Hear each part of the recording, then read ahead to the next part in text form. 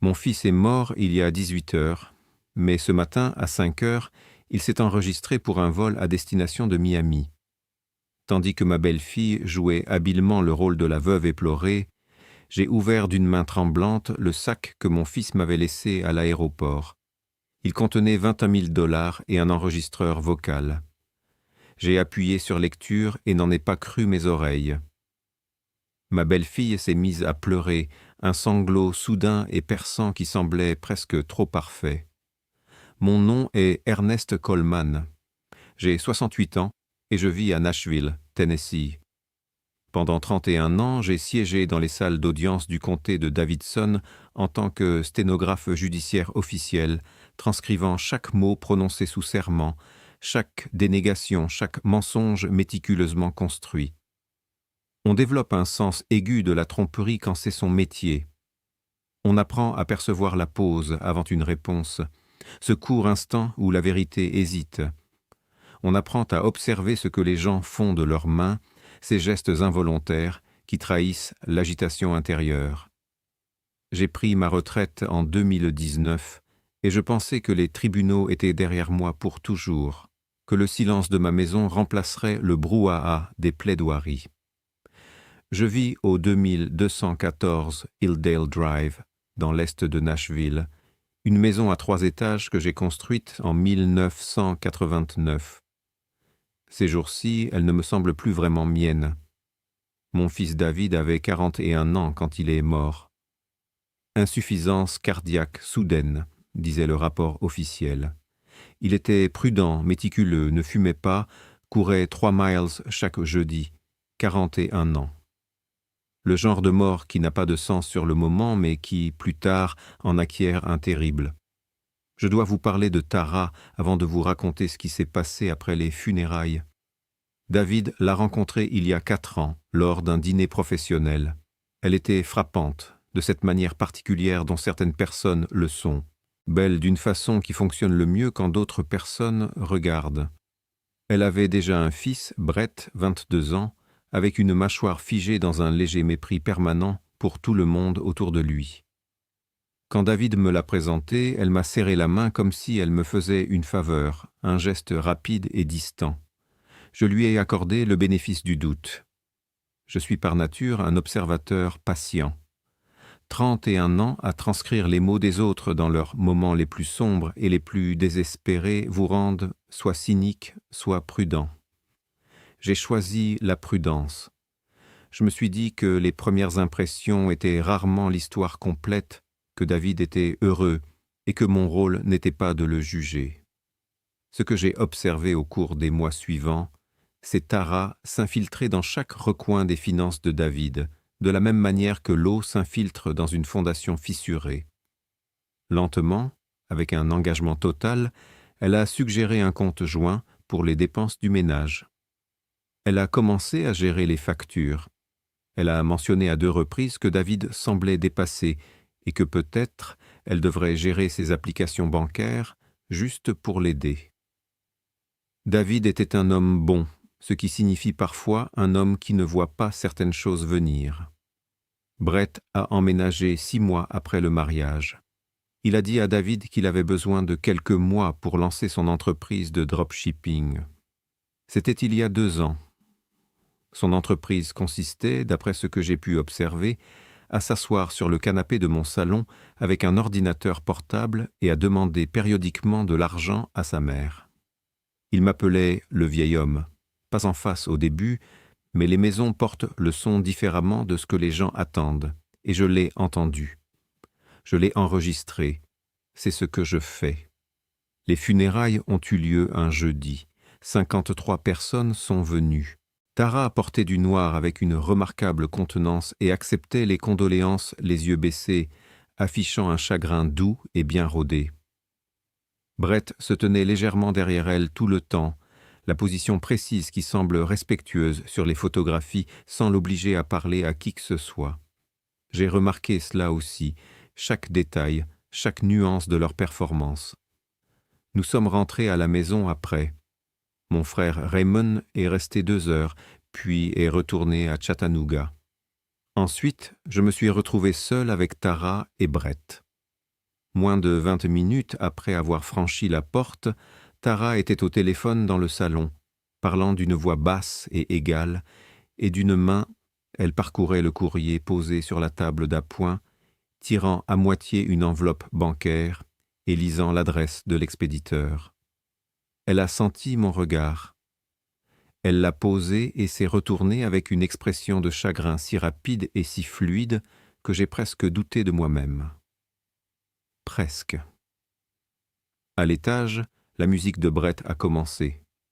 Pas un bruit de fond, le genre qui met à l'épreuve l'intégrité structurelle du plâtre. Le genre qui dit « Je suis là, je suis à l'aise, cette maison est autant la mienne que celle de n'importe qui d'autre. » J'ai fait du café. Je me suis tenu au comptoir et j'ai pensé « Mon fils est mort il y a moins de 8 heures, et sa femme lit mon courrier pendant que son fils fait trembler les fenêtres au-dessus de ma tête. Quelque chose ne va pas. » Je ne connaissais pas encore la forme exacte de ce quelque chose, mais 31 ans d'instinct de tribunal me disaient de faire très attention.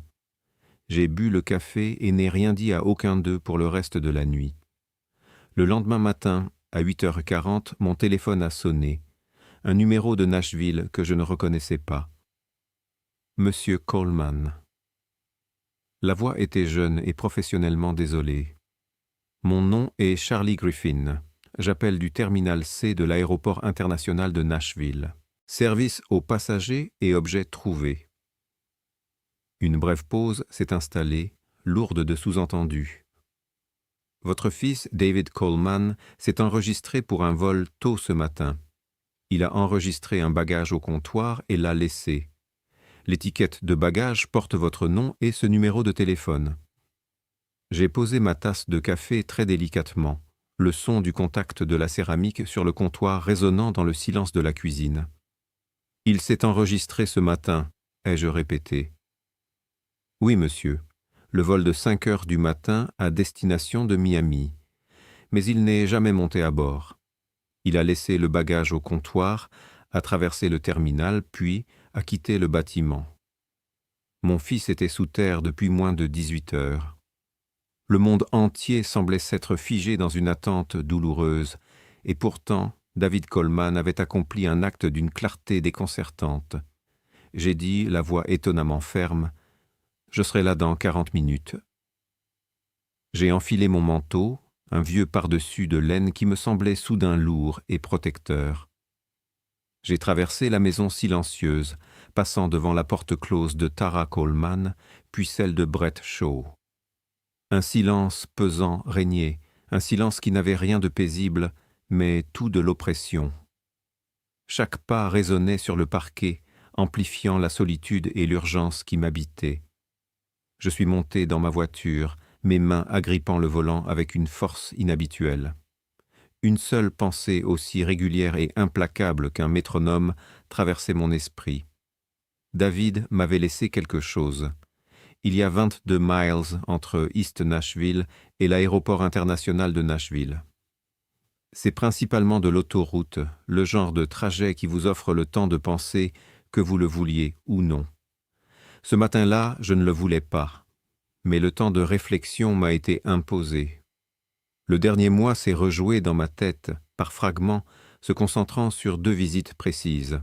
David était venu 2 fois dans mon atelier-garage au cours des 6 dernières semaines de sa vie.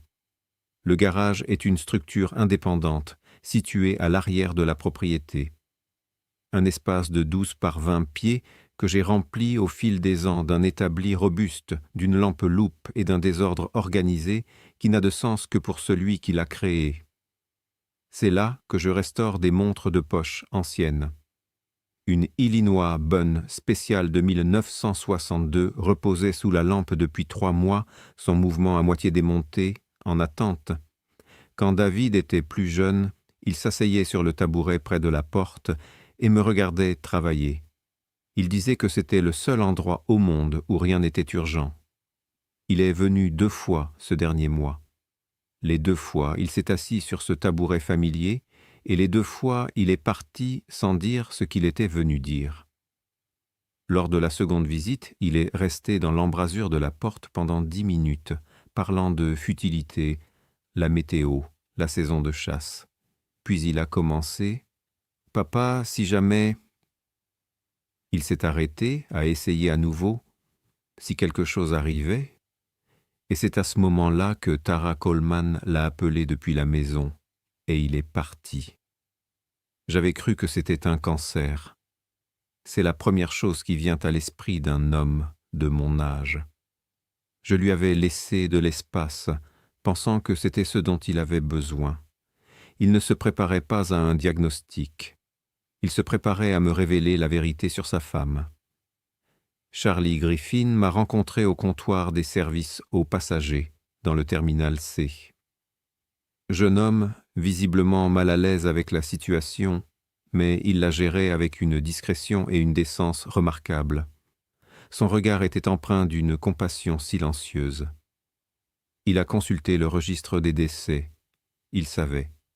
Il a apporté le sac sans en rajouter à ma peine. C'était un vieux sac de voyage bleu marine, souple, de la couleur d'une échymose profonde. À l'intérieur, sur la doublure en tissu en marqueur indélébile noir, était écrit « D. Coleman ». Pas une étiquette, mais directement sur le tissu, de l'écriture de David.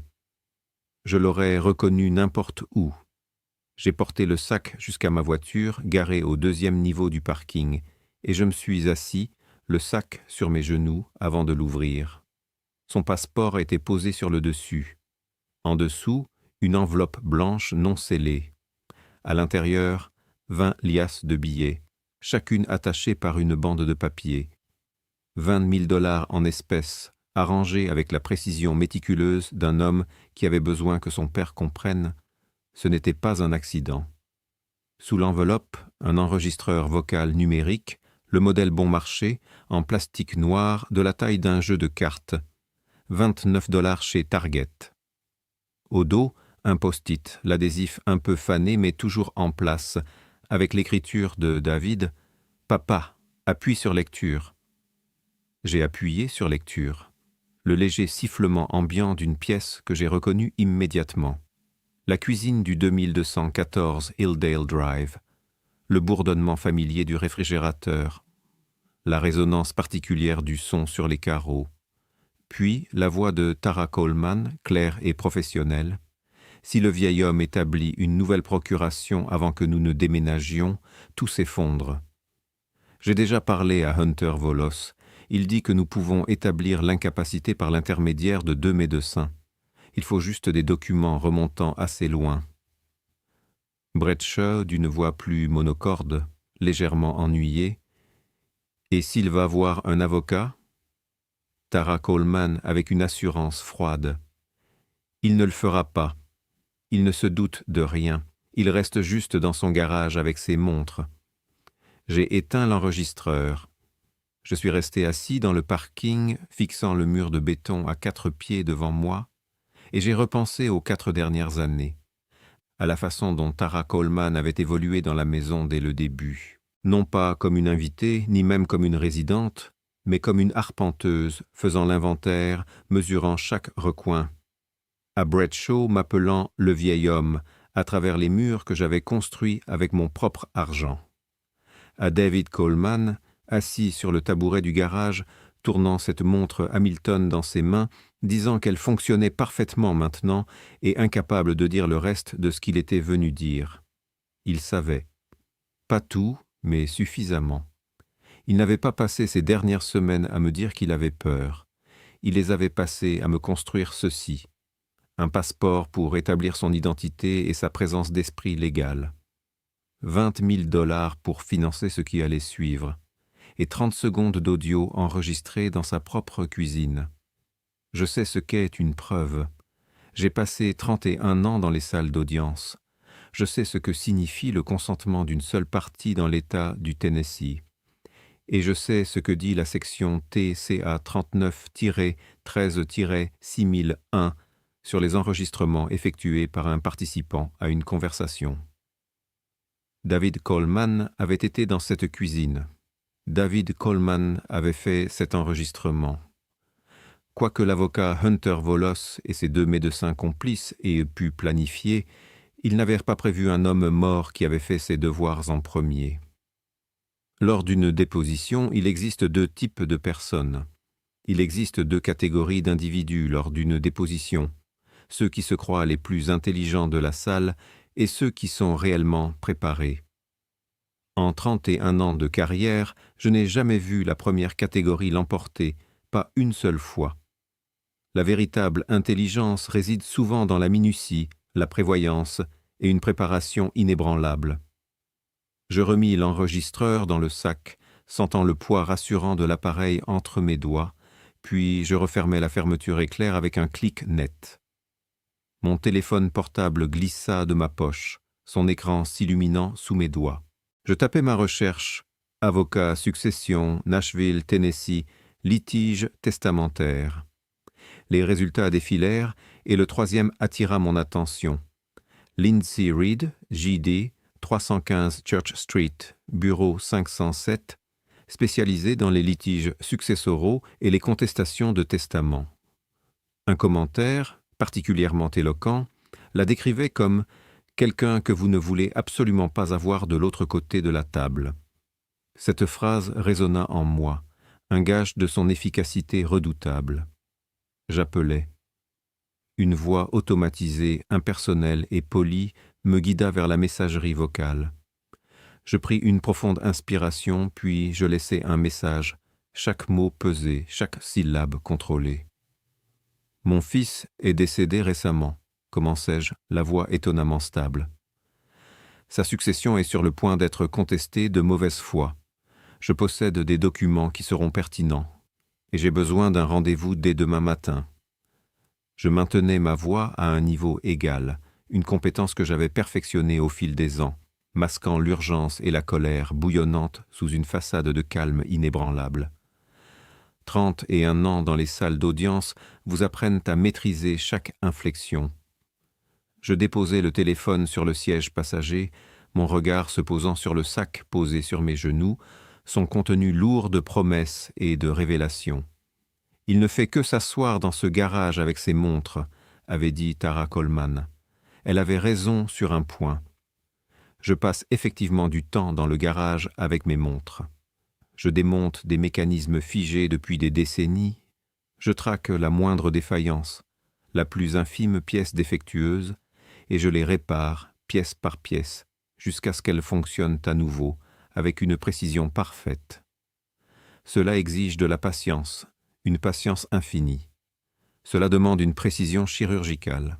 Et surtout, cela requiert la volonté de démonter entièrement quelque chose, de le réduire à ses composants les plus élémentaires, avant de pouvoir le restaurer, de le ramener à son état optimal. Je mis le contact de la voiture. C'était précisément ce que j'étais sur le point de faire avec la situation présente.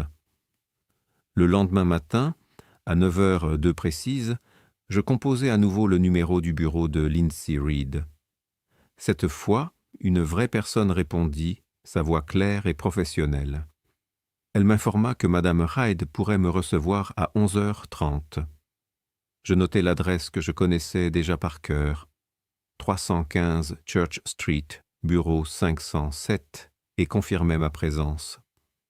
Les 2 heures qui précédèrent le rendez-vous furent consacrées à une activité dans laquelle j'excellais, rester immobile et observer attentivement. Ce n'était pas de l'oisiveté, mais une forme de méditation active, une préparation mentale où chaque détail de mon environnement était enregistré, analysé, sans un mouvement superflu. Tara Coleman descendit les escaliers à 9h45. Elle était vêtue avec soin, non pas en noir cette fois, mais dans un gris discret qui murmurait « en deuil mais fonctionnel ». Un changement de costume que j'enregistrai instantanément, une mise en scène calculée pour l'observateur.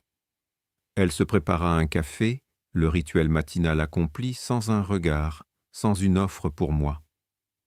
Elle se posta devant le comptoir, son téléphone à la main, et toutes les 30 secondes, son regard glissait vers le couloir où se trouvait le bureau de David Coleman.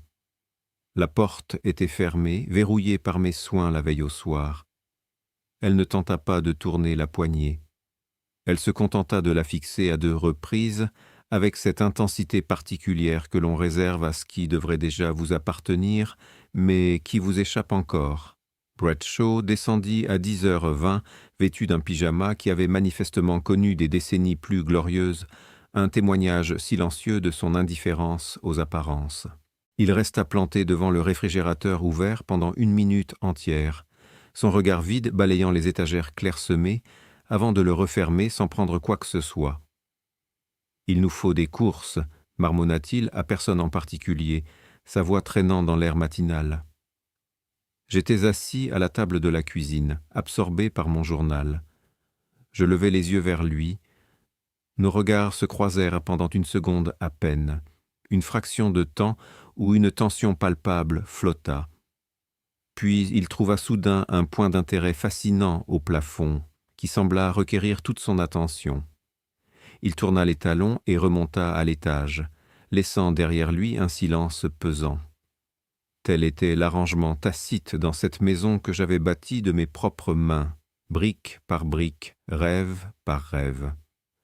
La maison où j'avais élevé David Coleman, où chaque recoin portait l'écho de son enfance. La maison où, selon le plan qu'ils avaient échafaudé, je comprenais à présent que j'étais censé n'être qu'un bruit de fond, une présence gênante et insignifiante.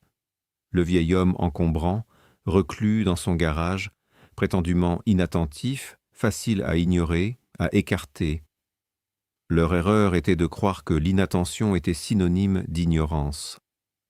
Je vidai ma tasse de café, le liquide amer laissant un arrière-goût persistant. Puis je pris la route de Church Street. Lindsay Reed était une femme d'une 40aine d'années, son allure dégageant une assurance tranquille. Sa posture était d'une précision remarquable, le genre de maintien que l'on acquiert après des années passées à faire face à des individus difficiles de l'autre côté d'une table. Elle me serra la main fermement, son regard direct et perçant. « Racontez-moi tout, » dit-elle d'une voix posée. « Ne résumez pas. C'est moi qui déciderai de ce qui est important. » Et ainsi, je parlais pendant 40 minutes ininterrompues. Elle ne m'interrompit pas une seule fois, son attention rivée sur mes paroles. Elle prenait des notes sur un bloc-notes juridique jaune, son écriture cursive étant illisible depuis l'autre côté du bureau, un secret professionnel bien gardé.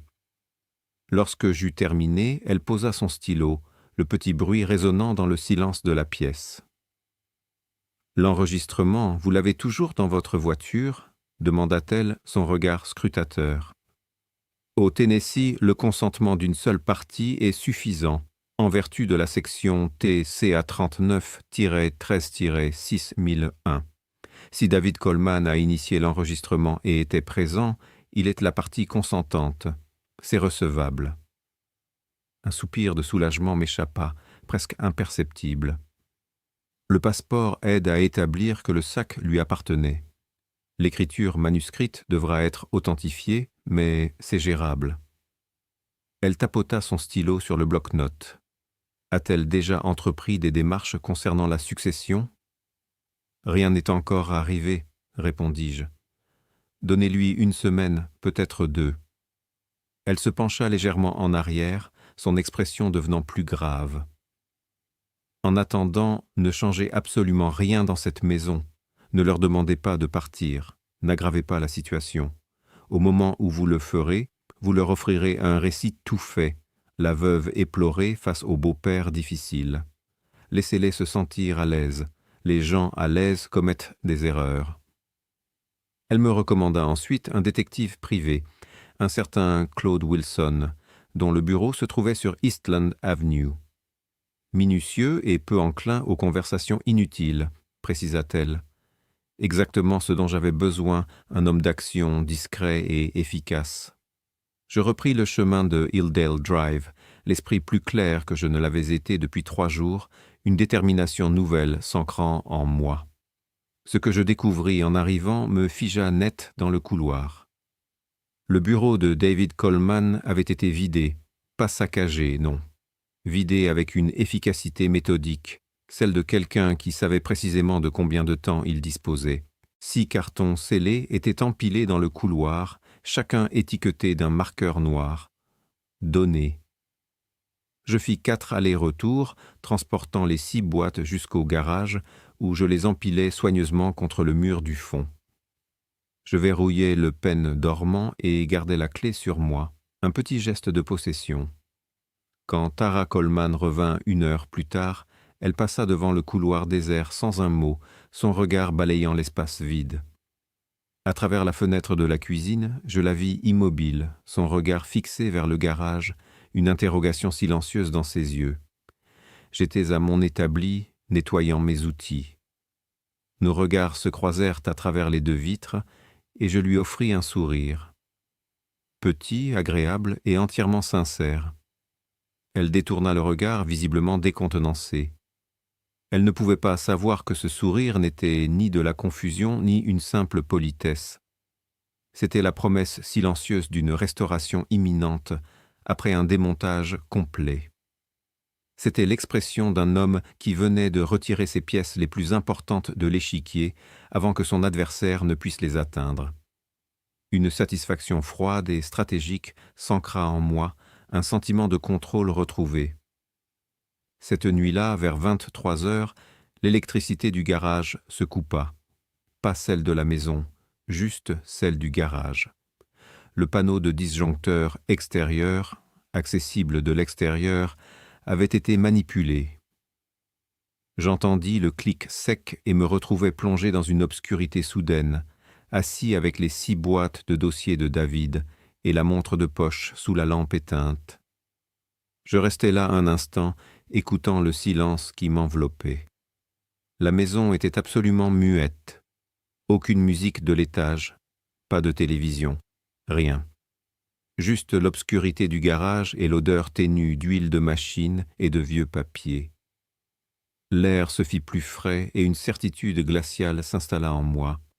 Tara Coleman était à l'œuvre. Puis, sans hésitation, je pris la lampe de poche dans le 2e tiroir de l'établi, là où j'en gardais une depuis 22 ans. Je suis un homme qui anticipe l'évidence, et cette habitude me servait bien. Je continuai mon travail, la lumière concentrée du faisceau perçant l'obscurité. Il était bien plus de 1 heure du matin quand, presque au fond de la 4e boîte, je le trouvai. Une chaîne d'emails imprimés, soigneusement rangés dans un dossier intitulé « Correspondance, musique 2024 ». 6 messages échangés entre l'adresse de Tara Coleman et celle d'une personne identifiée dans le bloc de signature comme Hunter Volos, avocat. Le premier message était daté de début décembre, 3 mois avant la mort de David Coleman. L'objet disait « Re-Timeline Revised ». Je lus chaque mot à la lumière de la lampe de poche, et quand j'eus terminé, mes mains étaient parfaitement stables. Ils avaient planifié cela depuis décembre. La révélation ne provoqua pas de choc, mais une confirmation, une clarté glaçante qui solidifia ma détermination. Le bureau de Claude Wilson se trouvait au 2e étage, au-dessus d'un café animé sur Eastland Avenue. L'escalier extérieur du bâtiment, abrupt et fonctionnel, me parut soit charmant, soit révélateur de l'homme. Il me rappela que l'efficacité n'avait pas besoin d'être ostentatoire. Il me rappela dans l'heure qui suivit mon message, sa voix ne gaspillant pas une seule syllabe. Le tarif est de 1 800 $ pour une recherche financière de base. 2 semaines, parfois moins. J'ai besoin de noms, d'adresses connues, de toutes les informations de compte que vous possédez déjà. Je n'ai pas besoin de savoir pourquoi. J'appréciais cette approche directe, cette absence de fioriture. « J'apprécie cela », répondis-je. Nous nous rencontrâmes l'après-midi suivant. Claude Wilson avait la cinquantaine, svelte, avec les yeux vifs et prudents d'un homme dont le métier est d'observer les autres sans être lui-même observé. Son bureau était d'une sobriété frappante. Un bureau, 2 chaises, un classeur. Rien sur les murs, aucune décoration personnelle. Juste les outils nécessaires à sa tâche, une efficacité sans fard qui me convenait parfaitement. Je lui remis tout ce que j'avais. Le nom complet de Tara Coleman, ses adresses, les institutions financières de David Coleman, Fifth Third Bank et une coopérative de crédit sur Nolanville Pike, et le nom Hunter Volos tiré de la chaîne d'email. Je lui tendis également les photographies des emails que j'avais prises à la lampe de poche la nuit précédente. Il les examina sans la moindre expression. « Comment vous êtes-vous procuré cela » demanda-t-il d'une voix neutre. « Il se trouvait dans les dossiers de mon fils, dans mon garage, sur ma propriété, » répondis-je, la voix tout aussi calme. Un seul hochement de tête. Suffisant. Pendant que Claude Wilson travaillait, je fis ce que Lindsay Reed m'avait conseillé, rien de visible. Je me montrais présent, poli, mais parfaitement insignifiant. Je prenais mon petit déjeuner dans la cuisine, tandis que Tara Coleman s'activait autour de moi avec l'aisance calculée de quelqu'un qui joue un rôle devant un public. Brett Shaw fit venir des gens 3 soirs cette semaine-là, bruyants, tardifs, se sentant parfaitement à l'aise dans une maison qui n'était pas la leur. Je documentais tout, les dates, les heures, les descriptions précises dans un petit carnet que je gardais dans la poche de ma chemise. 31 ans d'instinct de transcription ne disparaissent pas à la retraite. Ils attendent simplement quelque chose qui vaille la peine d'être enregistré. Mon calme extérieur masquait une vigilance constante, chaque détail étant une pièce potentielle du puzzle. Le 9e jour, Tara Coleman glissa une enveloppe sous la porte de ma chambre. À l'intérieur, une seule page manuscrite sur du papier à lettres. Elle expliquait avec force détail et une fausse délicatesse qu'en tant que veuve de David Coleman, elle avait un lien émotionnel avec la maison qui méritait une considération attentive. Elle suggérait un arrangement mutuellement bénéfique concernant la propriété et presque en passant, vers le bas de la page, une phrase insidieuse. « Je suis sûr que nous savons tous les deux qu'un stress prolongé n'est bon pour la santé de personne, surtout à un certain âge. Les bons médecins seraient certainement d'accord. » Je la lus 2 fois, le sous-entendu menaçant résonnant clairement. Puis, avec une satisfaction tranquille, je la plaçai dans le dossier que j'avais étiqueté « pièce A ». Le 11e jour, Claude Wilson m'appela et vint me rejoindre au café en bas de son bureau. Il posa un rapport imprimé de 9 pages sur la table et me le présenta sans préambule. Tara Coleman avait ouvert un compte personnel à la Regions Bank en octobre précédent, 5 mois avant la mort de David Coleman. Entre octobre et février, ce compte avait reçu 11 virements totalisant 34 200 $. Les 11 avaient été initiés depuis l'application bancaire mobile de David Coleman, et les 11 s'étaient produits entre 23 heures et 1 heure du matin. « C'est l'heure à laquelle une personne dort », fis-je remarquer, la voix grave. « Ou quand quelqu'un d'autre a son téléphone », rétorqua Wilson, son regard perçant. Il tourna à la page 4. Il y a plus. En novembre précédent, un notaire sur Murfreesboro Road avait reçu une demande d'une femme correspondant à la description de Tara Coleman pour préparer une procuration durable au nom de David Coleman. Le notaire avait refusé. « Le mandant doit comparaître en personne », expliqua Wilson. Elle était partie sans incident, une procuration durable. Si elle avait été complétée, Tara Coleman aurait eu pleine autorité légale pour agir au nom de David Coleman. Décision financière, transfert de propriété, tout, sans son implication. Le notaire a refusé, alors ils sont passés à la phase suivante, attendre puis contester le testament. « Volos », dis-je, le nom s'échappant de mes lèvres comme une évidence. « Avez-vous trouvé quelque chose ?» Avocat civil agréé au Tennessee depuis 2018, principalement en litiges successoraux. Il a représenté un client, possiblement sous un alias, dans un litige successoral dans le comté de Shelby en 2022, réglé à l'amiable. Wilson referma le rapport, le claquement léger du papier résonnant dans le café. Un schéma. Je lui ai remis 1 800 $ en espèces, puisés dans l'enveloppe de David. Ce geste me semblait juste, comme si l'argent revenait à sa source légitime, une sorte de réparation silencieuse. Cet après-midi-là, j'ai apporté tous les documents à lire, une pile de papier qui pesait lourd de révélations potentielles.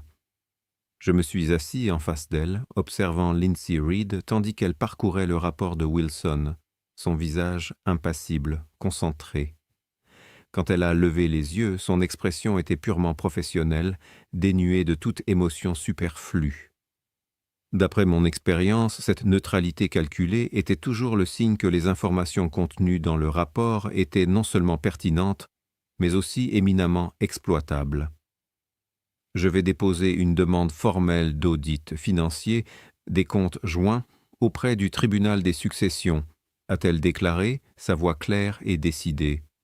Et je veux que vous informiez la Fifth Third Bank par écrit, via mon cabinet, que la succession fait l'objet d'un examen juridique approfondi.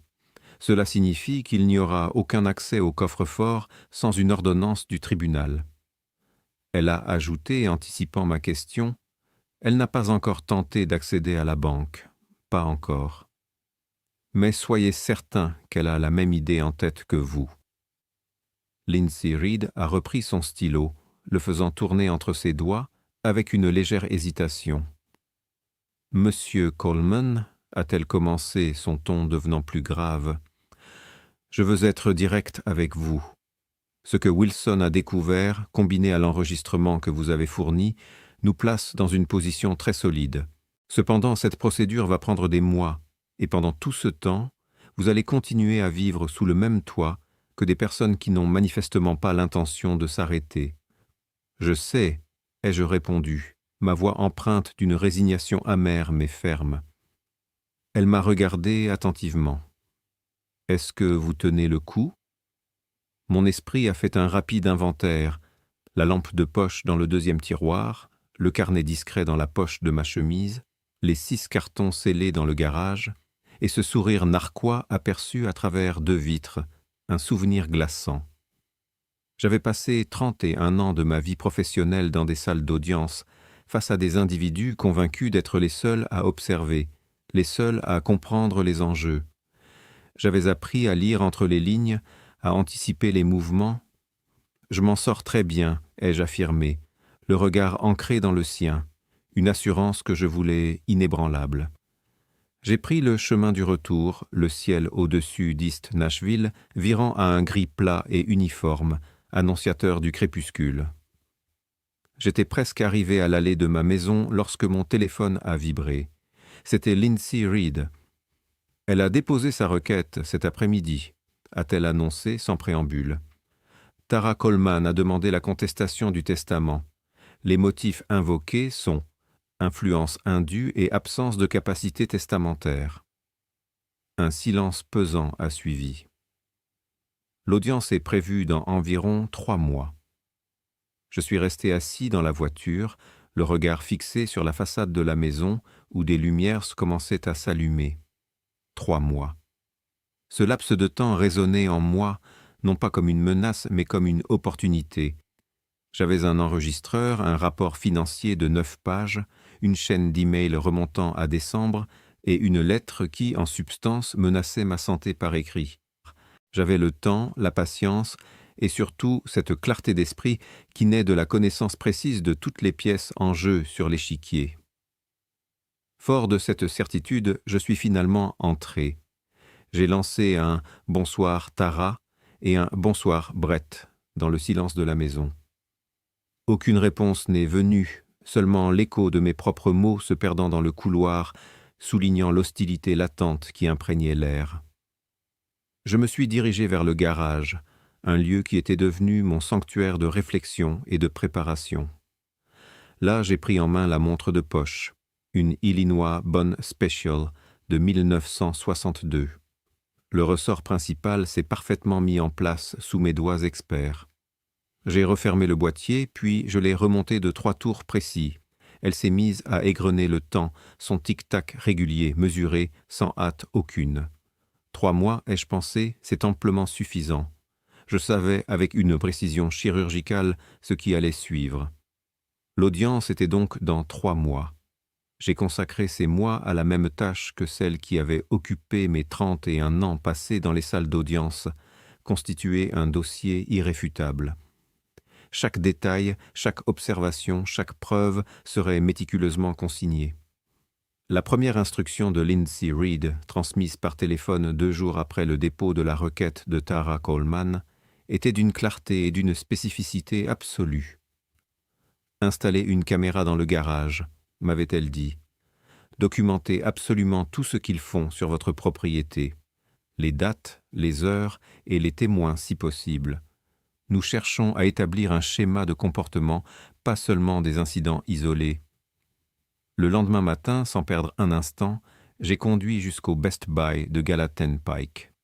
J'y ai dépensé $189 pour une caméra de sécurité compacte, dotée d'un objectif grand angle et d'une fonction de stockage dans le cloud. De retour à la maison, je l'ai montée au-dessus de la porte du garage, en l'orientant de manière à couvrir l'intégralité de l'intérieur et l'approche depuis l'extérieur. J'ai ensuite configuré l'application sur mon téléphone, une tâche simple et rapide. L'ensemble de l'opération m'a pris à peine 40 minutes, un investissement minime pour une tranquillité d'esprit inestimable. Cet après-midi-là, comme pour confirmer mes soupçons et la pertinence de mon installation, Brett a de nouveau coupé l'alimentation électrique du garage. Mais cette fois, la caméra avait déjà eu le temps de télécharger 4 heures d'enregistrement sur le stockage cloud avant la coupure. Il est entré dans le champ de vision pendant 11 secondes, son visage entièrement visible, sa main se dirigeant vers le panneau de disjoncteurs extérieurs, le tout d'une clarté limpide, comme en plein jour. J'ai méticuleusement consigné l'incident dans mon carnet, la date, l'heure exacte et une description détaillée de ses actions. Le dossier dans ma chambre, qui n'était au début qu'une simple enveloppe manille, s'était transformé en un classeur de 2 pouces d'épaisseur, débordant de preuves accumulées. La semaine a rapidement trouvé son rythme, une routine étrange et tendue. Tara Coleman continuait de jouer à la veuve patiente et affligée. Sa douleur était palpable, mais jamais excessive, toujours sous contrôle. Ses demandes étaient formulées comme de simples considérations, sa voix toujours égale, mesurée. Elle était, il fallait bien le reconnaître, remarquablement douée pour ce rôle.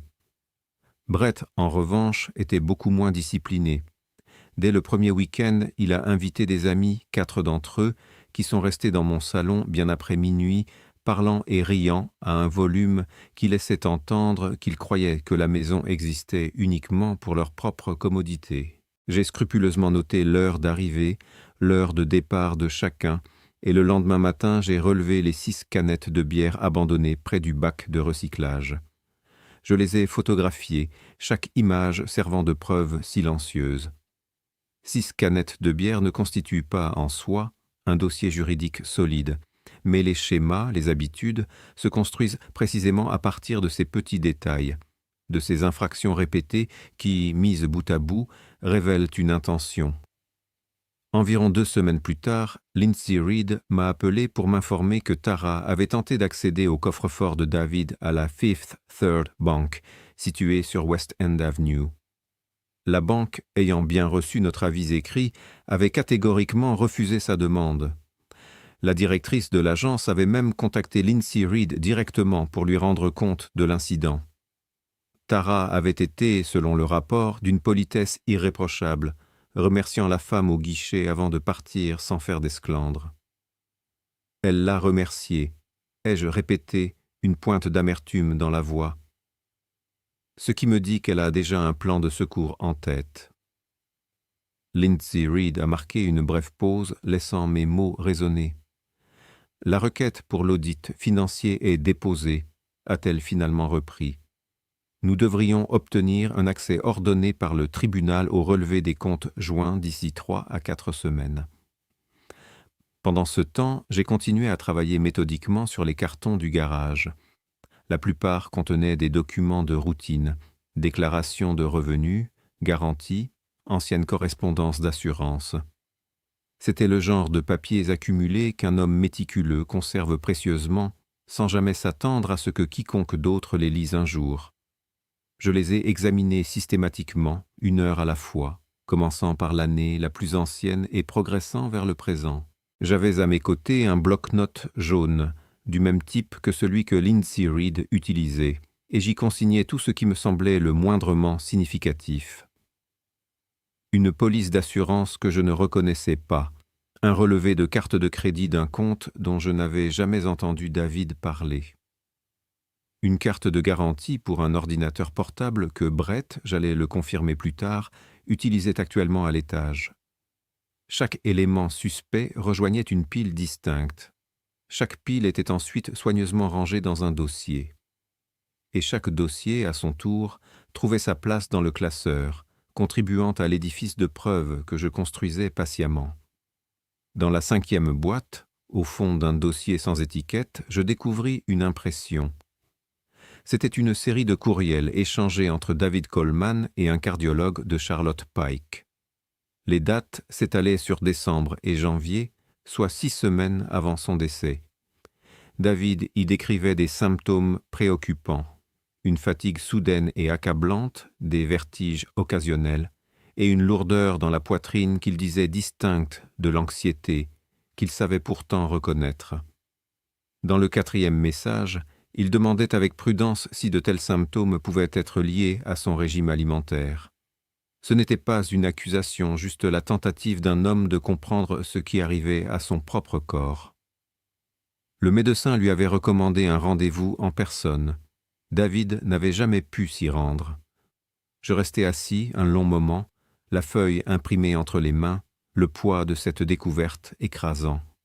Je repensais à décembre, à David Coleman venant 2 fois au garage, se tenant dans l'embrasure de la porte, ses phrases inachevées, ses pensées suspendues.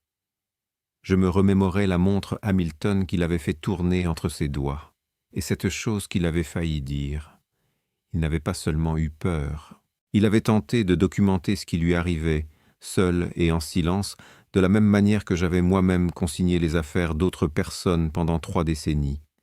Il n'avait simplement pas su à qui envoyer ces informations. Il ignorait encore que la personne la plus à même de les recevoir se trouvait à 40 pieds de là, dans un garage, occupé à réparer une montre de poche. Le lendemain matin, je portai l'impression à Lindsay Reed. Je lui expliquai ce que je pensais que cela signifiait, la gravité de cette découverte. Je lui dis que je voulais qu'elle la remette au bureau du procureur de district.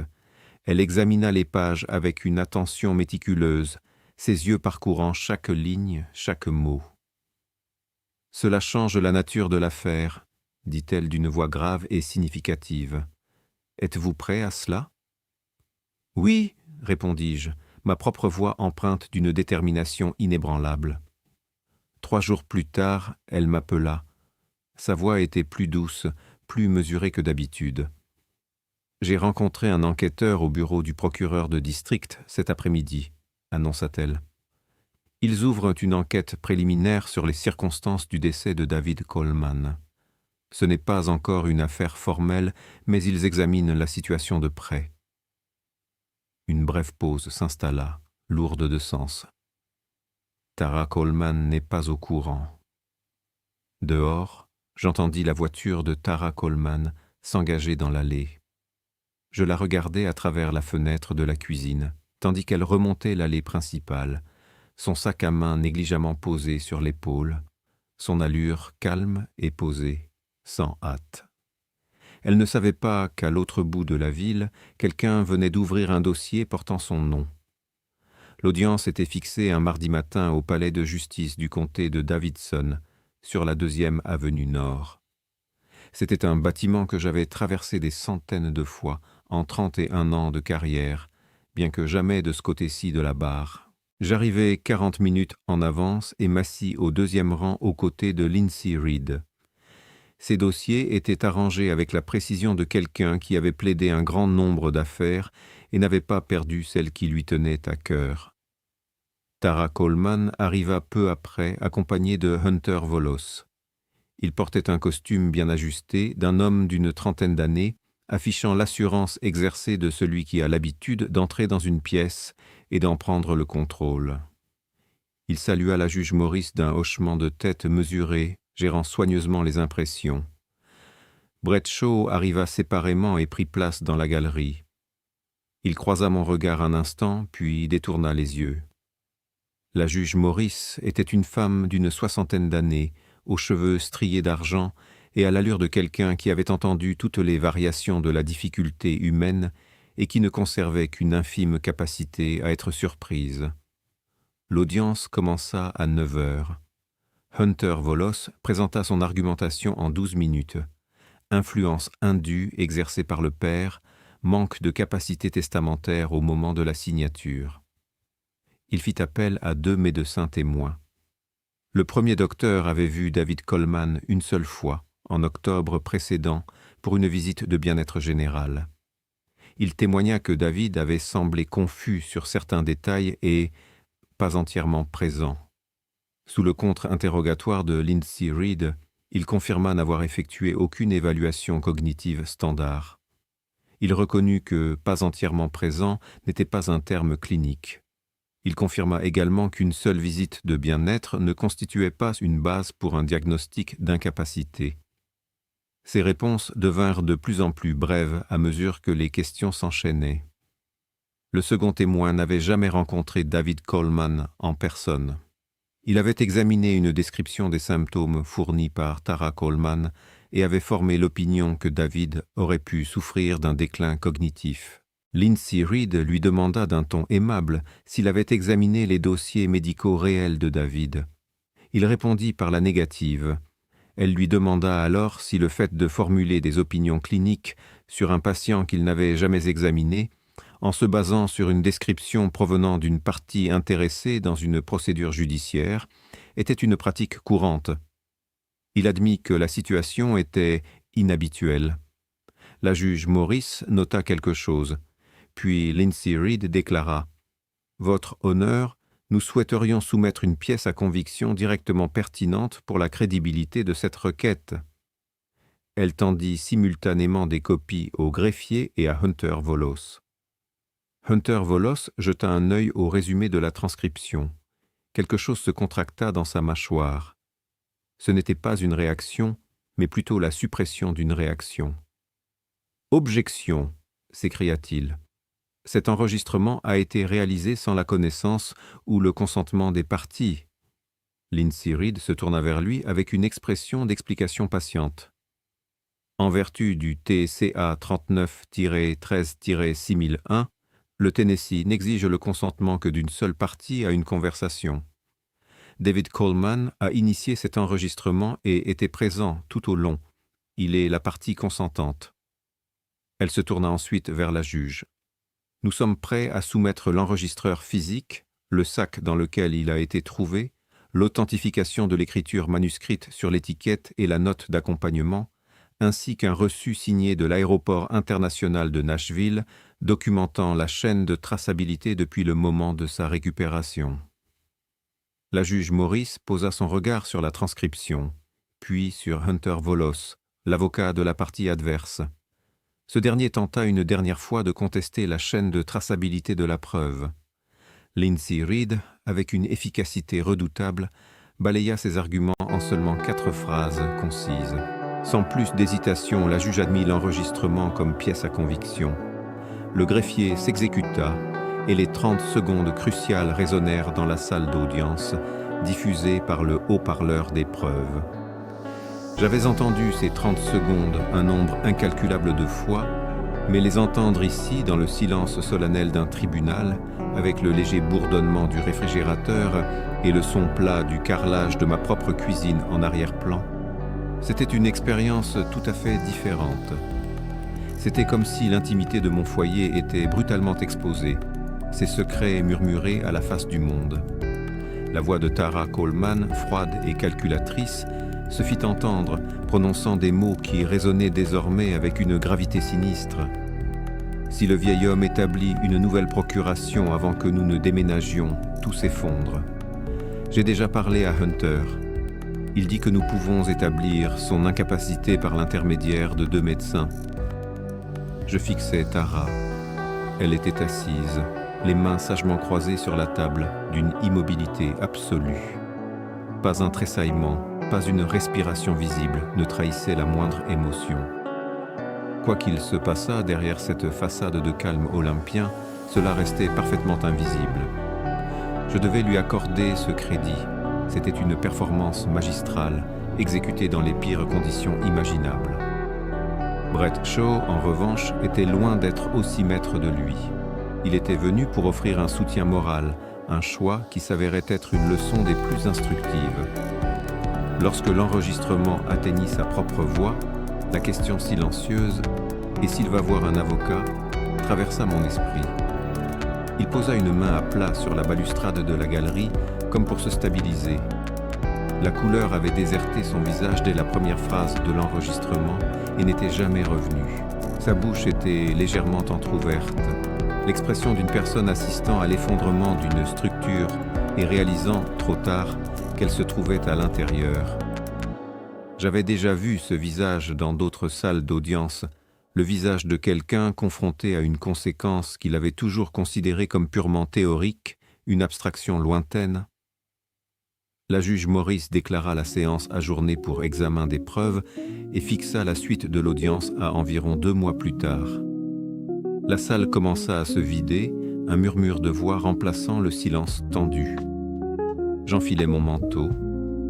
Lindsay Reed, elle, rangeait déjà ses dossiers avec le calme serein d'une femme qui savait parfaitement comment la matinée s'était déroulée. Dans le couloir, Tara Coleman me rattrapa. Elle avançait avec détermination, mais sans aucune précipitation. Toujours sous contrôle, toujours parfaitement maîtrisée, jusqu'à ce qu'elle soit à mes côtés et que je m'arrête. « Vous ne comprenez pas dans quoi vous vous engagez », dit-elle d'une voix basse et d'un ton égal. Mais derrière cette façade, quelque chose s'était effiloché, une fine fissure dans son armure. Je la regardais. Je pensais à David Coleman, en décembre, rédigeant des emails méticuleux à un médecin qu'il n'eut jamais l'occasion de revoir. Je pensais au garage dans l'obscurité, à la lampe de poche et à la chaîne d'emails intitulée « Re-Timeline Revised ». Je pensais à 3 décennies passées à rester immobile, tandis que des gens disaient des choses qu'ils croyaient impossibles à prouver autrement. J'ai passé 31 ans à enregistrer des gens qui mentaient sous serment, dis-je doucement, ma voix à peine audible dans le vaste couloir. Vous n'êtes que des débutants. Je me dirigeais vers l'ascenseur. Je ne me retournais pas. Derrière moi, rien, pas un mot, pas un pas qui me suivait, juste le long couloir de marbre du tribunal du comté de Davidson et ce silence particulier qui tombe lorsqu'une personne comprend enfin la situation réelle dans laquelle elle se trouve. Les résultats de l'audit financier parvinrent au bureau de Lindsay Reed environ 3 semaines après l'audience. Elle m'appela un mercredi matin et me demanda de passer l'après-midi même. 5e étage, bureau 507. Le même sceau de l'État du Tennessee, légèrement de travers dans la salle d'attente, que j'avais commencé à considérer comme un repère fiable.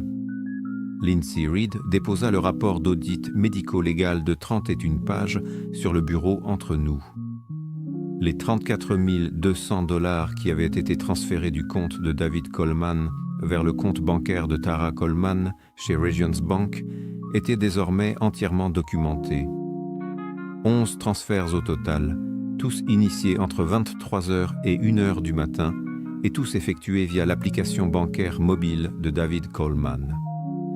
L'expert comptable judiciaire était allé plus loin, examinant minutieusement les registres de la banque en réponse à l'ordonnance du tribunal. Elle avait identifié les adresses IP associées à chaque transaction. 10 des 11 correspondaient à un appareil enregistré au nom de Brett Shaw et non au téléphone de David Coleman. C'était l'appareil de Brett. Je restai assis un instant, absorbé par cette révélation glaçante.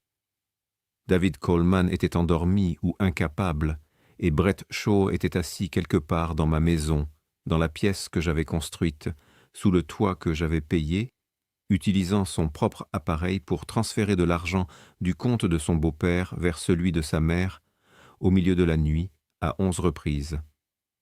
Le rapport abordait également la question de la police d'assurance. David Coleman détenait une police d'assurance vie de 150 000 $ depuis 2019, désignant son père comme bénéficiaire principal. En septembre de l'année précédente, 6 mois avant le décès de David Coleman, La désignation du bénéficiaire avait été modifiée au profit de Tara Coleman. Ce changement avait été effectué via un portail en ligne. L'adresse IP de cette transaction correspondait également à l'appareil de Brett Shaw. J'avais retrouvé la police originale dans les cartons du garage, la version de 2019 signée par David Coleman, me désignant comme bénéficiaire. Elle se trouvait dans le même dossier que la chaîne d'email et la correspondance du cardiologue. Le dossier que David Coleman n'avait apparemment jamais vidé, celui que Tara Coleman avait étiqueté « à donner » sans l'ouvrir. Elle n'avait pas su ce qu'il y avait dans ces boîtes. Ce fut sa première et sa plus lourde erreur. J'apportais moi-même les copies des documents d'assurance à Garrett au bureau du procureur. Pas par l'intermédiaire de Lindsay Reed, ni par aucun autre intermédiaire. Il examina la documentation relative au changement de police pendant un long moment. L'adresse IP de ceci correspond aux autres, selon le rapport d'audit, dit-il, sa voix mesurée. Il hocha lentement la tête. J'eus l'impression que Garrett était le genre d'homme qui n'exprimait pas de satisfaction pour des choses qui n'étaient pas encore conclues. Mais quelque chose dans sa posture avait changé. L'enquête était en train de s'étendre. Tara Coleman avait engagé un nouvel avocat, non pas celui de Volleys, mais un homme dont le nom m'était familier, ayant été mentionné dans les reportages d'une affaire de fraude à Nashville 2 ans auparavant. Il avait réussi à obtenir une peine réduite pour son client. Cela me révélait 2 choses essentielles. Premièrement, Tara Coleman comprenait désormais la gravité de sa situation. Deuxièmement, elle avait accès à des fonds considérables quelque part. Il s'agissait peut-être des 34 200 $ provenant du compte de la région ou d'une réserve qu'elle avait discrètement constituée par des moyens que l'audit n'avait pas encore décelés. Ce fut cette même semaine qu'elle vint au garage. J'étais penché sur mon établi, concentré. Le bun spécial que j'avais achevé depuis longtemps avait été remplacé par un projet plus récent.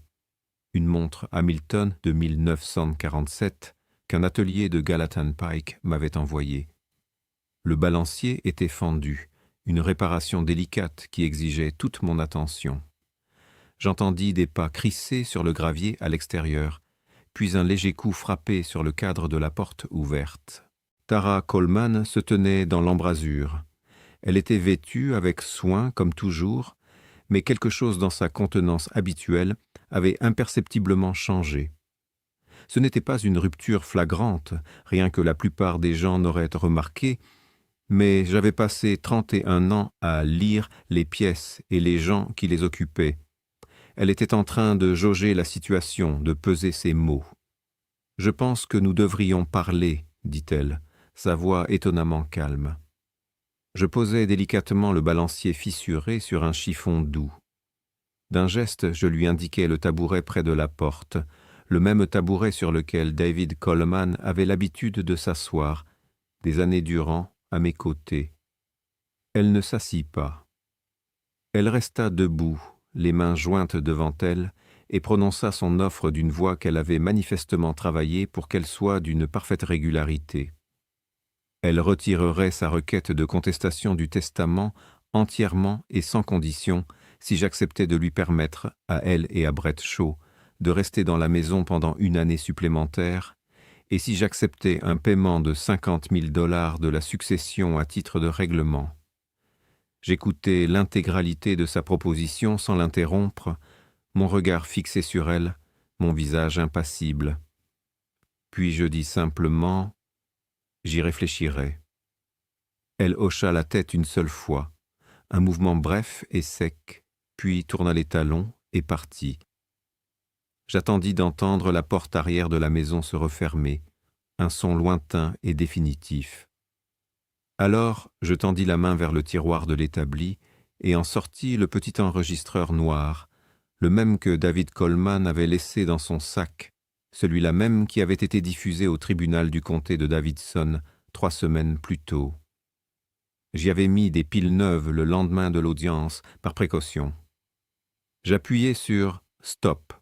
J'avais appuyé sur « Enregistrer » à l'instant même où j'avais entendu ses pas sur le gravier à l'extérieur. L'offre, Ses termes spécifiques, le montant en dollars, l'arrangement qu'elle proposait, tout était désormais documenté. Une offre faite à la partie adverse dans le cadre d'un litige actif, en dehors de la présence d'un avocat, enregistrée avec ma propre connaissance et mon consentement. C'était légal, clair et utile d'une manière qu'elle n'avait pas envisagée. Je remis l'enregistreur dans le tiroir. Je repris le balancier fissuré. Je pensais qu'elle croyait encore pouvoir se tirer d'affaire par la négociation. Mon téléphone sonna 2 soirs plus tard. C'était Garrett du bureau du procureur qui appelait d'un numéro que j'avais enregistré après notre première rencontre. Sa voix avait cette qualité particulière de quelqu'un qui annonce une nouvelle importante et peu réjouissante. « Monsieur Coleman, dit-il, je tiens à vous informer qu'un juge a signé un ordre d'exhumation. Les analyses toxicologiques commenceront au début du mois prochain. » Une pause s'ensuivit, lourde de sens. Je pensais que vous deviez l'apprendre directement de ma part. Je répondis, « Je vous remercie de me l'avoir dit. » Je restai assis dans la cuisine après l'appel, le téléphone posé sur la table, le silence de la maison pesant au-dessus de moi. La porte de Tara Coleman était fermée. Brett Shaw était quelque part à l'étage. Ni l'un ni l'autre ne savait ce qui venait d'être approuvé par un juge du comté de Davidson. Quoi qu'il arrive ensuite, David Coleman allait être entendu. Les résultats toxicologiques prirent un peu plus de 3 semaines. Je savais que l'examinateur avait commencé le travail. Je n'appelais pas Garrett. Je ne demandais pas à Lindsay Reed de vérifier le calendrier. Je me rendais au garage chaque matin et travaillais sur la Hamilton, prenais des notes dans mon classeur, prenais mes repas dans ma propre cuisine et disais « bonjour » à 2 personnes qui attendaient une issue différente de celle qui allait arriver. L'appel arriva à 7h31 du matin. C'était Lindsay Reed, pas Garrett. Elle avait été informée en premier par la voie légale. J'étais dans le garage, la Hamilton ouverte sur l'établi, le balancier remplacé, le mouvement réassemblé. Le bun spécial de 1962 était sur l'étagère au-dessus de la porte, fonctionnant parfaitement. Je l'y avais placé 3 semaines auparavant. « Ernest », dit Lindsay Reed. Elle ne m'avait jamais appelé par mon prénom auparavant, ce qui soulignait l'importance de ce qu'elle allait dire. Le rapport toxicologique est de retour. Des niveaux élevés de digoxine ont été trouvés dans les échantillons de tissu de David Coleman. L'évaluation du médecin légiste indique que les concentrations sont incompatibles avec tout médicament ou supplément connu que David Coleman prenait. Elles sont cohérentes avec une administration prolongée à faible dose sur plusieurs mois. Je posai le téléphone sur l'établi, le son de l'appareil heurtant le bois résonnant dans le silence du garage. Je regardais le mur au-dessus de l'établi un instant, mon esprit s'efforçant de traiter l'information. La digoxine, un médicament cardiaque. Administrée à petite dose sur une longue période, à l'insu du receveur, elle perturbe le rythme cardiaque, créant les conditions exactes du type de défaillance cardiaque soudaine qui avait emporté mon fils de 41 ans, en pleine santé, un mercredi matin de mars. David Coleman avait su que quelque chose n'allait pas. Il avait écrit à un cardiologue, se demandant si quelque chose dans son régime alimentaire pouvait expliquer ce qu'il ressentait. Le médecin avait recommandé un rendez-vous. David Coleman n'avait jamais eu le temps de s'y rendre. Je repris le téléphone, mon cœur battant la chamade.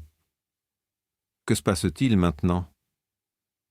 La question flottait dans l'air du garage, lourde et sans réponse immédiate. Garrett était à l'œuvre ce matin-là, exécutant des mandats de perquisition pour la maison, le véhicule de Tara et les dossiers financiers allant bien au-delà de ce que l'audit avait déjà révélé. Un silence pesant s'installa au bout du fil, une pause qui semblait étirer le temps. Puis Lindsay Reed reprit, sa voix calme mais ferme. « Il s'attend à les faire venir tous les 2 pour interrogatoire aujourd'hui. » Je tournai mon regard vers la fenêtre du garage, celle qui donnait sur l'arrière de la maison. La lumière de la cuisine était allumée. une tache jaune et familière dans la pénombre matinale. Je pouvais distinguer des mouvements à travers le verre, des ombres furtives qui trahissaient une présence, une activité ordinaire qui contrastait étrangement avec la gravité de la situation. « Dois-je faire quelque chose ?» demandai-je, une pointe d'impatience ou d'impuissance dans la voix. « Continuez votre matinée, Ernest, » répondit-elle doucement. « Vous avez déjà fait tout ce qui devait être fait. » Sa réponse, empreinte d'une autorité tranquille, me rappela que mon rôle actif était terminé, du moins pour l'instant. Je m'assis sur le tabouret usé du garage, le Hamilton inachevé entre mes mains. Je ne travaillais pas dessus. Je le tenais simplement, sentant le poids froid du métal et du bois, le souvenir d'un projet interrompu. Mes pensées s'éloignèrent de l'horlogerie pour se poser sur David, non pas le David de la dernière année, celui que j'avais été trop lent à comprendre, trop aveugle à ses signaux de détresse. Non, je pensais au David de 2018, au bord du lac Priest, une canne à pêche à la main et un chapeau ridicule vissé sur la tête, se retournant pour sourire à l'appareil photo qu'il avait posé sur un rocher. Le soleil brillait sur l'eau et son rire résonnait encore dans ma mémoire. Je me souvenais du David qui s'asseyait souvent sur ce même tabouret, affirmant que c'était le seul endroit où rien n'était urgent, où le temps semblait suspendu. Une vague de chagrin et de regret m'envahit, une douleur sourde pour le temps perdu et les avertissements ignorés. À 9h15 précise, 2 véhicules banalisés du comté de Davidson s'arrêtèrent devant la maison. Leurs moteurs s'éteignirent dans un silence presque assourdissant. J'entendis des voix devant la porte d'entrée, des murmures étouffés qui parvenaient jusqu'à moi. 2 détectives se présentaient, leur ton formel et mesuré. La voix de Tara, d'abord contrôlée, presque glaciale, tint bon pendant environ 45 secondes. Puis elle se brisa. Ce n'était pas un son calculé, ni une composition soignée, mais quelque chose de brut, d'authentique, que je n'avais jamais entendu de sa part. Une fissure dans son armure, révélant peut-être la peur, la fureur ou le désespoir. La voix de Brett fut plus courte, 3 mots à peine, je ne savais pas, répétés 2 fois en succession rapide, puis le silence. Un silence lourd, définitif. Ils furent tous 2 emmenés pour interrogatoire. Je les observais depuis la fenêtre de la cuisine, une silhouette discrète dans l'ombre. Tara marcha vers l'un des véhicules, le dos droit, le pas mécanique. Elle ne tourna pas la tête vers le garage, ne chercha pas mon regard. Son absence de réaction, son évitement en disaient long. Cette même nuit, selon Lindsay Reed, qui me rappela vers 22h, Brett fit une déclaration complète au bureau du procureur. En échange de sa coopération et d'une recommandation de clémence, il confirma ce que les preuves numériques avaient déjà établi, qu'il avait effectué les virements, qu'il avait modifié le bénéficiaire de l'assurance vie. Il avait fait ces choses sous la direction de sa mère, croyant, disait-il, qu'il s'agissait simplement de gérer les finances d'un homme trop stressé pour s'en occuper. Il affirma n'avoir rien su de la digoxine. Garrett, selon Reed, le croyait. Un soupir m'échappa. Le jeune homme avait été manipulé, un pion dans un jeu bien plus sombre qu'il ne l'avait imaginé. L'audience de continuation devant la juge Morris eut lieu environ 2 semaines plus tard. L'atmosphère de la salle d'audience était tendue, imprégnée d'une solennité froide. Le nouvel avocat de Tara tenta de demander un report, mais Lindsay Reed s'y opposa fermement, sa voix résonnant avec une clarté inébranlable. La juge Morris, une femme à l'allure imposante et au regard perçant, refusa le report. Elle écouta attentivement le résumé actualisé des preuves, puis prononça sa décision depuis le banc. La requête visant à contester le testament de David fut rejetée dans son intégralité. Le testament tenait. La maison du 2214, Hilldale Drive, East Nashville, cette maison que j'avais construite en 1989, où David avait grandi, était légalement, sans ambiguïté, mienne. Le compte d'épargne de 87 500 $ fut transféré à mon nom.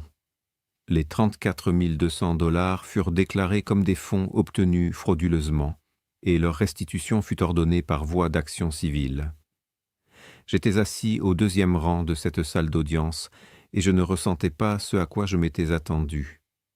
Pas de soulagement éclatant, pas de satisfaction triomphante. Quelque chose de plus calme, de plus profond.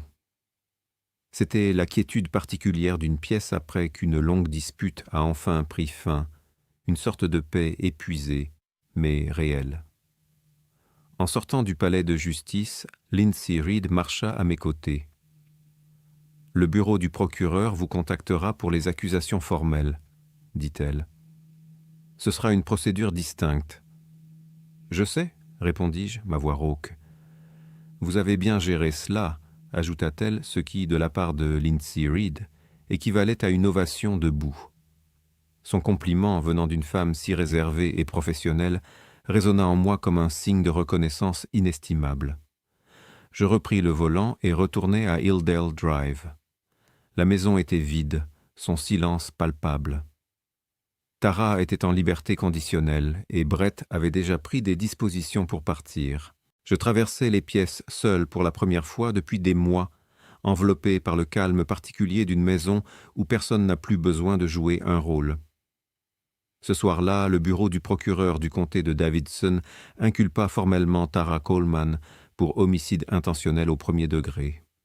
L'annonce me parvint par téléphone, via Reed, puis fut diffusée peu après par les nouvelles locales. L'audience fut fixée pour fin octobre, dans environ 6 semaines. 6 semaines. J'avais attendu plus longtemps pour moins. La maison était silencieuse pour la première fois en 2 ans. Pas seulement un silence temporaire, comme ces matins occasionnels où Tara partait tôt et Brett dormait jusqu'à midi. Non, c'était un silence authentique, celui qui s'installe dans les pièces lorsque les personnes qui y jouaient de leur rôle sont parties pour de bon. Tara était en liberté conditionnelle en attendant son procès, contrainte de résider dans un appartement loué de l'autre côté de la ville et de se présenter à un agent de probation 2 fois par semaine.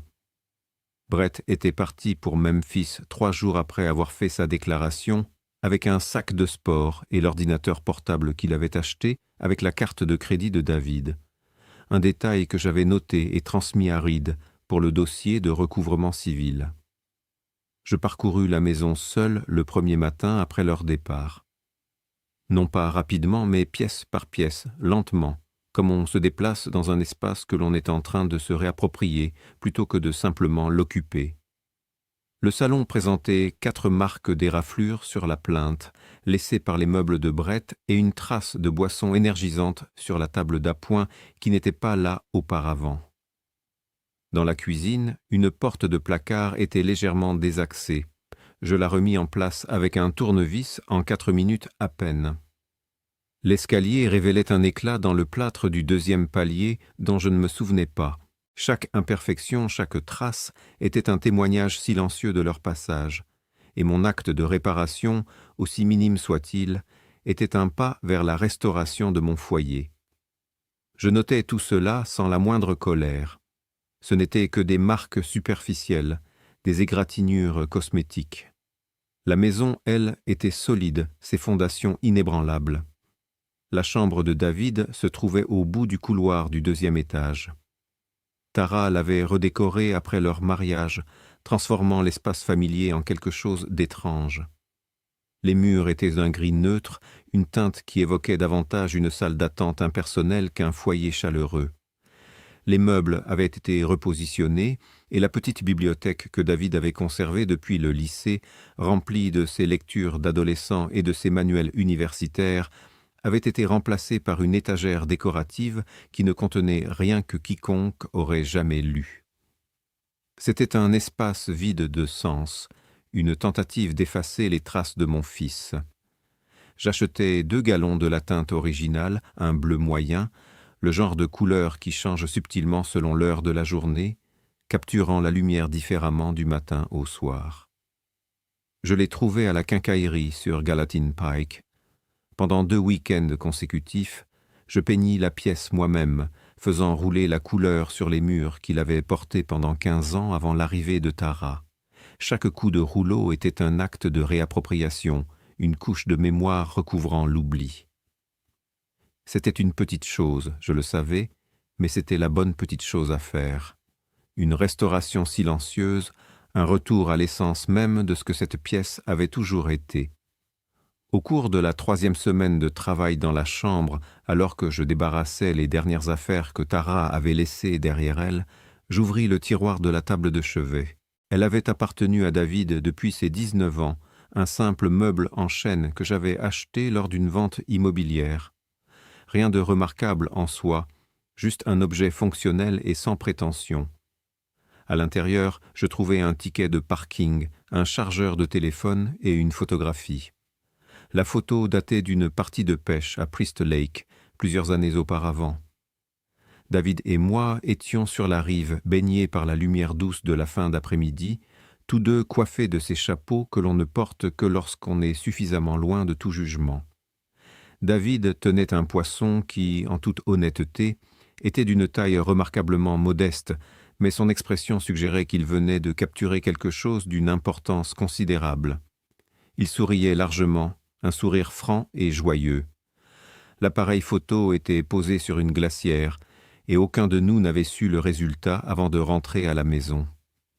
Je m'assis sur le bord du lit, tenant la photo entre mes doigts, la laissant imprégner mes pensées pendant un long moment. Puis je la portai au garage, mon sanctuaire personnel, et la déposai sur l'étagère au-dessus de l'établi. Elle trouva sa place entre le bun spécial de 1962 que j'avais achevé et une chope en étain qui était là depuis aussi longtemps que je pouvais me souvenir. David, souriant à un petit poisson coiffé d'un chapeau ridicule au bord d'un lac du Tennessee. C'était une chose tout à fait raisonnable à avoir sur une étagère, un souvenir simple et précieux. Le processus de recouvrement civil se déroula en parallèle durant ces semaines, géré par Lindsay Reed avec son efficacité habituelle. Les 34 200 $ du compte bancaire de la région furent ordonnés de me être restitués par le jugement civil. Les fonds furent virés sur mon compte environ 6 semaines après la formalisation des accusations criminelles. La police d'assurance de 150 000 $ était une affaire distincte, plus complexe. La désignation originale du bénéficiaire, me nommant, fut authentifiée par les procédures successorales, et la modification effectuée par Tara en septembre fut contestée pour cause de contrainte et de fraude. Cette affaire fut renvoyée à la commission d'assurance du Tennessee pour enquête, un processus qui prendrait des mois supplémentaires. Mais Lindsay Reed était confiante quant à l'issue. Le bilan tel qu'il se présentait était clair. Le compte d'épargne de 87 500 $ était rétabli à mon nom. Les 34 200 $ avaient été récupérés. La maison au 2214 Hilldale Drive était, sans ambiguïté, la mienne. L'affaire de l'assurance était en suspens, mais progressait dans la bonne direction. Je n'étais pas un homme riche. Je n'avais jamais été un homme riche. Mais j'étais exactement là où j'avais été avant l'arrivée de Tara, dans ma propre maison, avec mes propres finances, et la succession de mon fils gérée comme il l'aurait souhaité. C'était un retour à l'équilibre, un sentiment de justice tranquille. 2 jours avant l'audience de détermination de la peine, une lettre arriva par l'intermédiaire du bureau de Lindsay Reed. Elle provenait de l'avocat de Tara, le coûteux spécialiste de la fraude, et contenait une offre formelle. Tara plaiderait coupable à une accusation réduite d'homicide intentionnel au second degré en échange d'une recommandation de peine de 8 ans, plutôt que les 25 ans que l'accusation de premier degré entraînait. Je lus la lettre à la table de la cuisine, ma tasse de café fumante à portée de main. Je la lus une première fois, puis une seconde, laissant les mots s'imprégner. Ensuite, je la glissai dans une enveloppe, la scellai, et la conduisis au bureau de Garrett, au bureau du procureur sur James Robertson Parkway. Je l'attendis à son assistante et déclarai d'une voix ferme « La décision appartient au procureur, pas à moi. » Garrett m'appela cet après-midi-là. « Vous êtes sûr ?» dit-il, sa voix portant une pointe d'interrogation. « Ce n'est pas ma décision. » Je répondis sans hésitation. Ça ne l'a jamais été. J'ai juste rassemblé les preuves. Un silence s'installa, lourd de sens. Nous allons l'examiner attentivement, dit-il finalement. Merci, monsieur Coleman. Je rentrai chez moi. Je me dirigeai vers le garage, mon refuge. Je pris la montre Hamilton de 1947 sur laquelle je travaillais depuis près de 2 mois. Le balancier fissuré avait été remplacé. Le ressort moteur avait été réajusté. Le cadran avait été nettoyé avec une minutie extrême. Je la remontai. Elle se mit à fonctionner, son tic-tac régulier remplissant le silence de l'atelier. 2 choses fonctionnaient à nouveau, qui ne fonctionnaient plus auparavant. L'audience de détermination de la peine eut lieu un mercredi matin, à la fin du mois d'octobre. L'air à Nashville s'était rafraîchi la semaine précédente. Pas froid, juste cette netteté particulière qui arrive lorsque l'été relâche enfin son emprise sur le Tennessee et que l'on peut sentir autre chose que la chaleur étouffante. Je portais la veste que j'avais depuis 12 ans, en laine anthracite, celle que j'avais portée au tribunal des dizaines de fois, toujours de l'autre côté de la barre. Je me rendis au palais de justice du comté de Davidson, sur Second Avenue North, et me garai dans le même parking où je m'étais garé pour l'audience de juin. 2e rangée, même place. Certaines habitudes méritent d'être conservées. La salle d'audience se remplit progressivement. Tara arriva avec son avocat. Elle était vêtue simplement, loin de la composition calculée qu'elle avait arborée lors des audiences précédentes. Son apparence était dénuée de toute prétention, une façade enfin tombée. Ses mains étaient jointes sur ses genoux, et elle restait immobile, le regard fixé sur la table devant elle. Elle ne chercha pas le regard de l'assistance. Le peu de contenance qui lui restait était entièrement concentré sur l'effort de se maintenir pour l'heure à venir, une heure qui scellerait son destin. Brett Shaw n'était pas présent. Selon les termes de son accord de coopération, il n'avait aucune obligation de comparaître, et il ne l'avait pas fait. Il se trouvait à Memphis, entamant une période de 3 ans de probation, avec une obligation de restitution de 18 000 $ et le poids, sans doute écrasant, de la connaissance de sa propre implication. Je n'éprouvais aucune pitié pour lui. Je ne ressentais pas non plus le besoin d'ajouter à son fardeau. La juge Morris prit place sur l'estrade à 9 heures précises. Le bureau du procureur avait accepté le plaidoyer. L'avocat de Tara Coleman présenta le plaidoyer de culpabilité pour homicide intentionnel au second degré, conformément à la section 39-13-210 du TCA. La juge examina l'accord de plaidoyer, s'assura qu'il avait été conclu volontairement et confirma les termes de la sentence. 15 ans de prison,